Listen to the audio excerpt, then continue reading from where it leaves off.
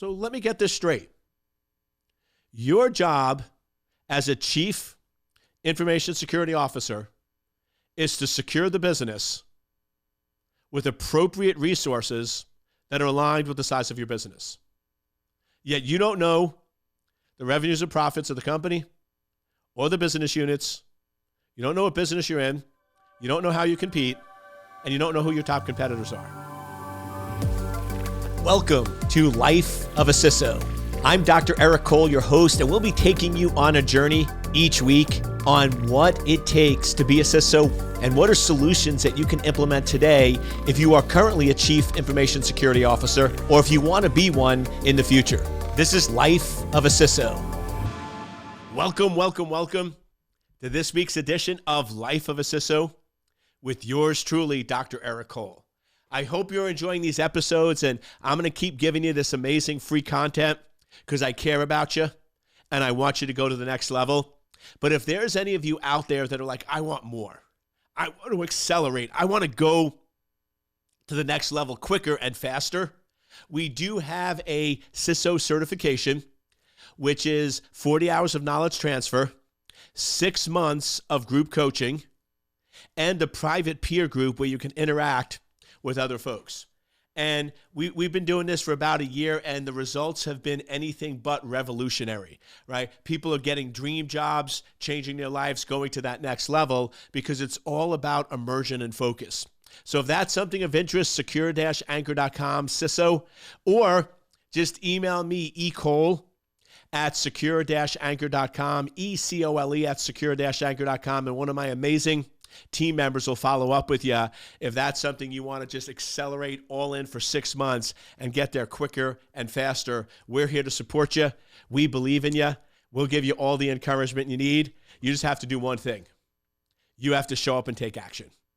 Right? When I go in and start new coaching clients, before we sign a deal, I ask them a simple question.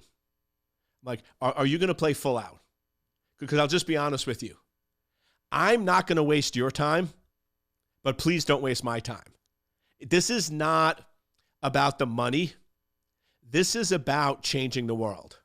This is about helping you become the world-class CISO, basically fulfilling your destiny. So to me, if you're willing to give me the money, but you don't really want to show up and you don't want to really do the work, just being honest with you, I don't want your money, right? I don't want to work with you because that's not going to be a good situation for you, and it's not going to be a good situation for me.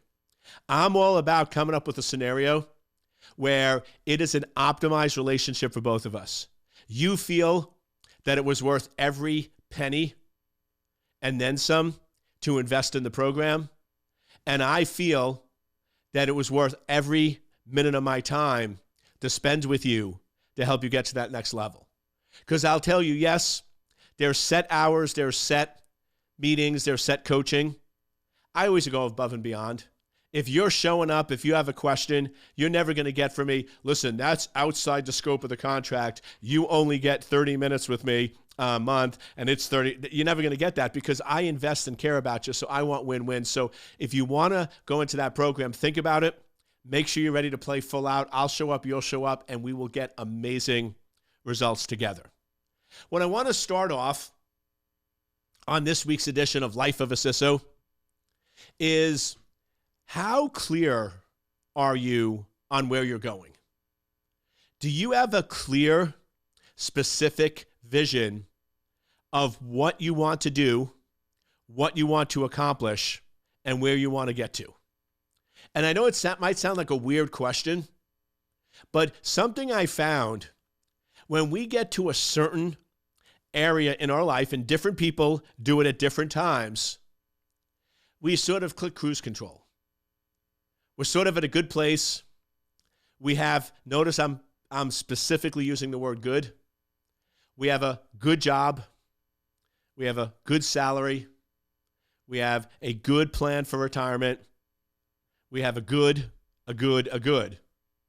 And we click cruise control and we sort of stay there, and that becomes our life.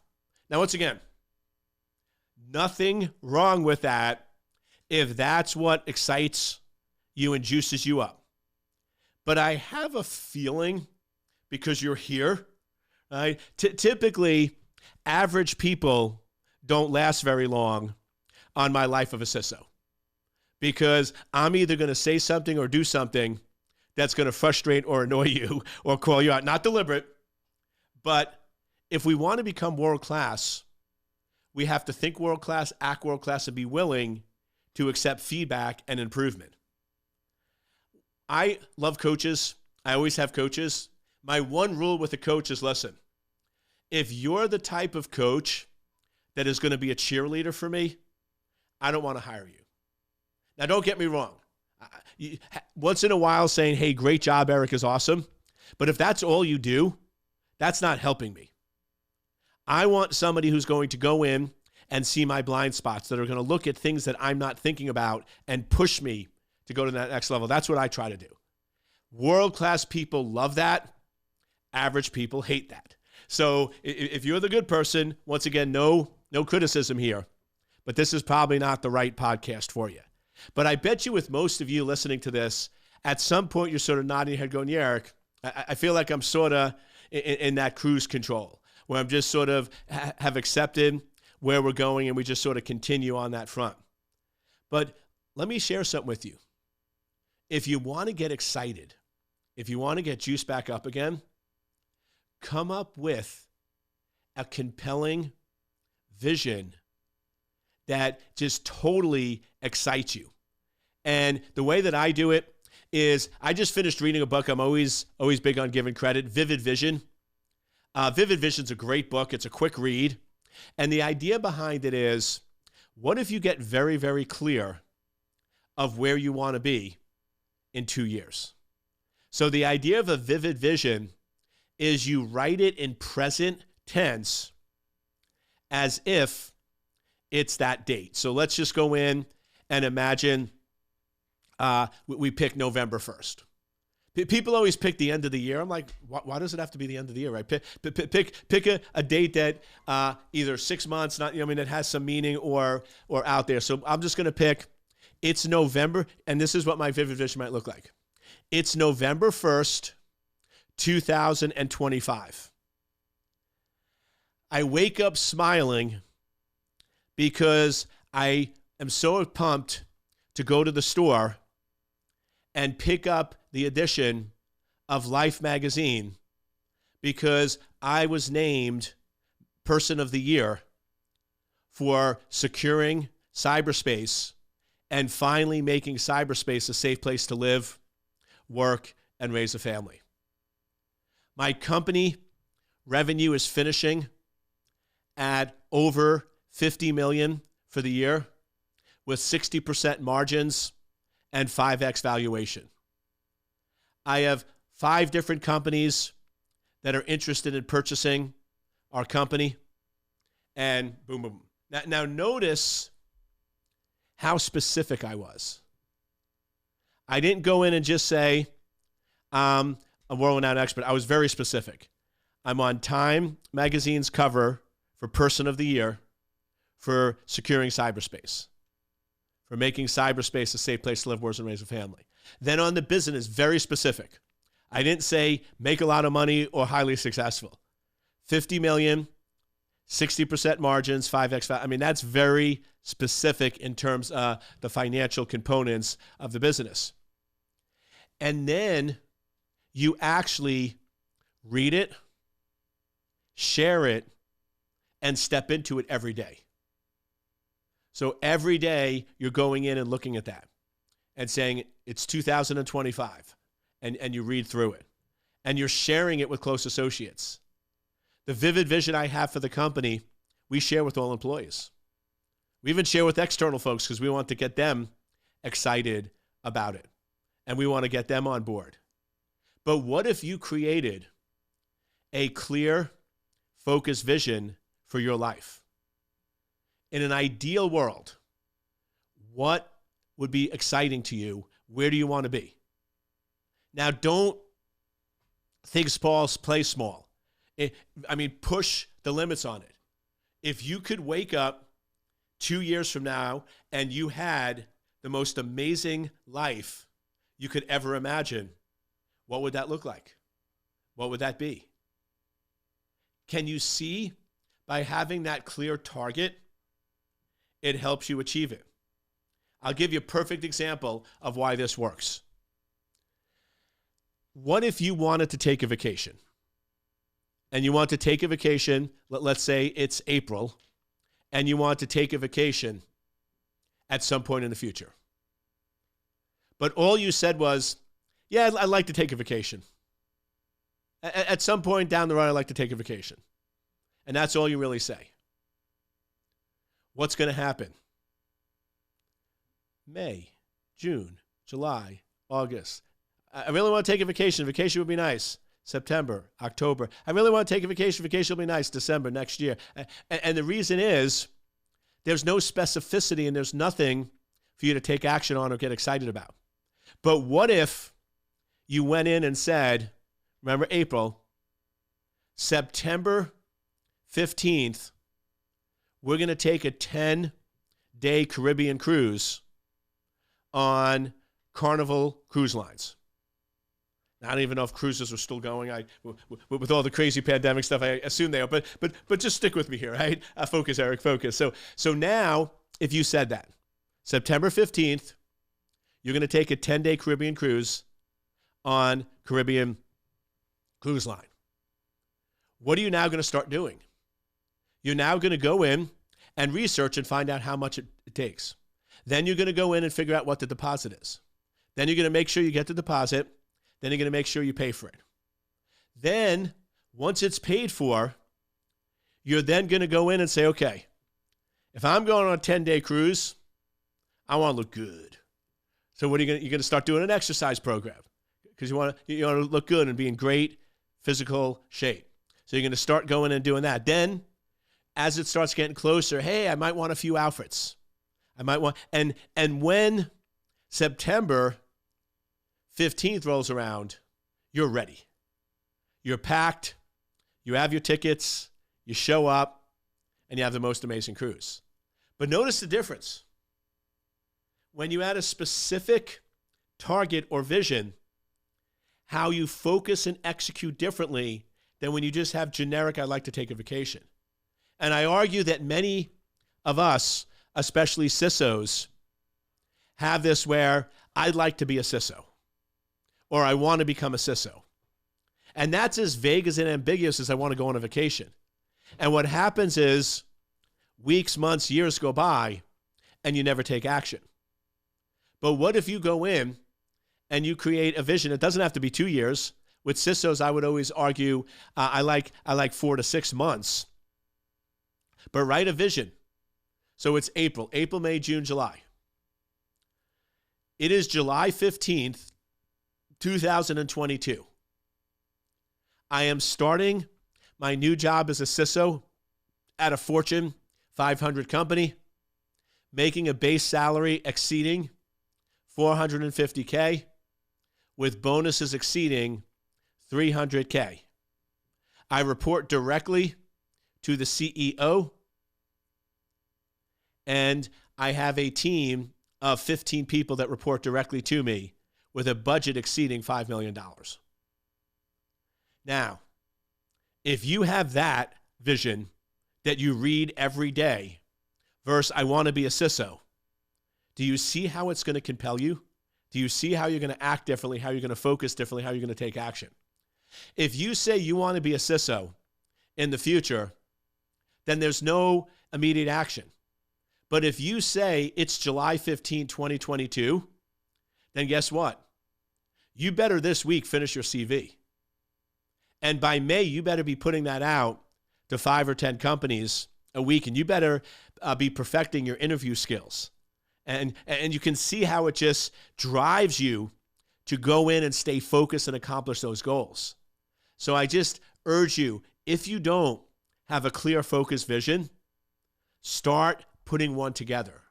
Start letting it drive you and juice you, and you're going to notice the difference. The clearer and more focus you get, the more you go in and achieve and accomplish those goals. So have a vision, have a clear, specific vision, and you're going to get there quicker and faster than if you just have a vague, open vision, like I want to be a CISO or I want to go on vacation. Now, last week, we started 5 challenges, and we got through communication and translation. So if you're jumping in midstream, you're still going to get a ton of value, but go back and listen to last week's episode where we talk about those 2 areas. So today I'm going to finish up looking at the last 3, not understanding the environment, not treating cyber as a business enabler, not understanding risk. So we talked about 2 of the big areas last week that executives have is that cybersecurity folks don't speak English and they can't communicate. Now, the next part is they don't understand the environment they're in. They don't understand the business that the organization is really in. They don't understand the revenue or those other factors. And it comes down to something as simple as this. Is $1 million a correct budget for a CISO to secure an enterprise? Well, you're like, well, it depends. Of course. If you're working for a company that's only making $800K profit and you want $1 million for the security budget, they'll laugh you out of the room, right? Not only are you exceeding all the profit, but you're basically going to go in the red, right? You're going to bankrupt the company.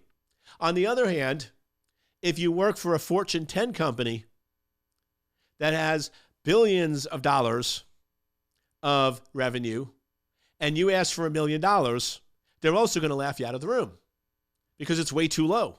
It's way too small. But think about this. How many CISOs come up with a budget or ask for a budget when they don't know the environment and have all the details that they need to make that proper decision? I go into most CISOs and I ask them, okay, what is the revenue and margins of every business unit within your organization?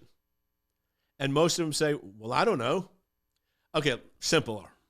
For the company, for the entire company, let's just go simple here. For the entire company, what is the overall revenue and margins for the entire company? And they're like, well, I don't know that either. Then what are you securing? Okay. Let's put that aside. What is the business that your organization is really in? What is it that makes your business unique and different? What is it that gives your business a competitive advantage over everyone else in the marketplace? Oh, by the way, who are your top 5 competitors? And how do they compete against you? And you sort of keep getting these looks from these sisters going, Eric, I don't know any of this. I don't know any of that stuff. So let me get this straight. Your job as a chief information security officer is to secure the business with appropriate resources that are aligned with the size of your business. Yet you don't know the revenues and profits of the company or the business units. You don't know what business you're in. You don't know how you compete. And you don't know who your top competitors are. Do you see how this is problematic? Right? Do you see how this creates a problem or a disconnect? And the challenge that comes is because most CISOs evolve from being a technical security engineer, and technical security engineers don't need to know that stuff. They're basically just ask for things, they get approved, and they implement and put them in place. So this could be another challenge that really underlies all 5 of these. So the real challenge underlying all 5 of these with CISOs is they never truly transition from a technical position to a chief position. They never truly get it. They're still thinking and acting like a security engineer. Now, having security knowledge is important. That's one of the languages we talked about last week, business and security, and you have to translate between them. But the mindset of how you think and operate when you switch from a security engineer to a CISO is night and day. Completely and totally different. So the other huge challenges for CISOs that hold them back from being successful is they don't understand the environment. They don't understand the business. So start spending time on what business are you really in? What differentiates you from the competition? Who are your top competitors? How do they compete against you? What are the overall revenues, profits for your company? What are the margins and profits for each business unit? Why is that important? Because first, if you don't know the overall size of the company, you don't know what your budget should be, and you don't know what you should manage. Second, if you don't know which business unit is responsible for the most revenue, you don't know which one to allocate more resources to. If you have one business unit that's bringing in $5 billion and you have another business unit that's bringing in $5 million revenue, you're not going to treat them the same. You shouldn't put the same focus, energy, and effort because it's different risks. It's different exposure, different impact. And so you're really, as a world-class CISO, you need to understand the business. You need to know the business. You need to know that environment you're operating in so you can go in and make proper, correct decisions. The reason why many CEOs and COOs and CFOs get so frustrated with the CISO is because they make bad decisions. Let me translate.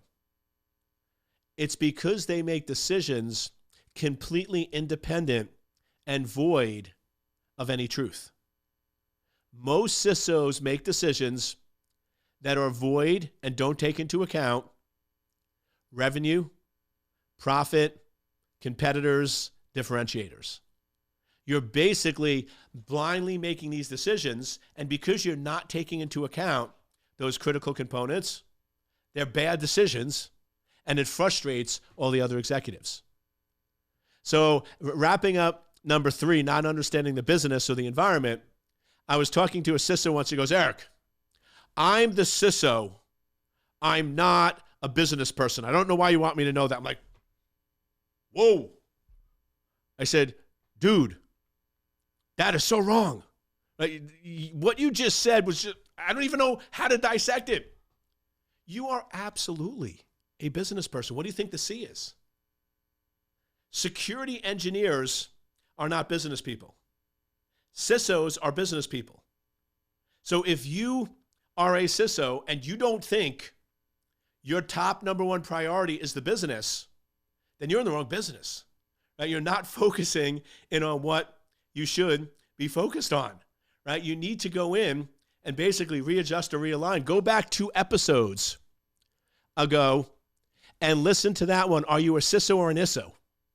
Right? Chief Information Security Officer's number one focus is the business. Information Security Officer's number one focus is cybersecurity. So if you don't think you're a business person and you don't want to understand or know the business, then you should either be an ISO, an Information Security Officer, or you should go in and stick to security engineering and be a world-class security engineer. But world-class CISOs understand and know the business. Tying to that is not treating cybersecurity as a business enabler.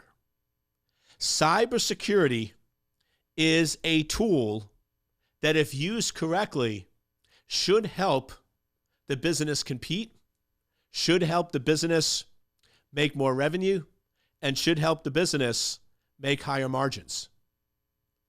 Now, this is a huge paradigm shift. This, I will tell you, number 4, not treating cybersecurity as a business enabler, is the difference that makes the difference. This is the difference between the world-class CISOs that are making millions of dollars and everybody wants them versus the average CISO that's out there. Average CISOs focus on locking down information, limiting access, stopping people from doing things, telling business units no. You want to roll out an application where all of our critical data is publicly accessible to the internet? Average CISO response, Are you crazy? Are you nuts? There's no way we're going to do that. I would never allow that to happen. That puts too much risk on the information, and we would never allow that to occur. World-class CISO's response. What is the business need we're trying to accomplish?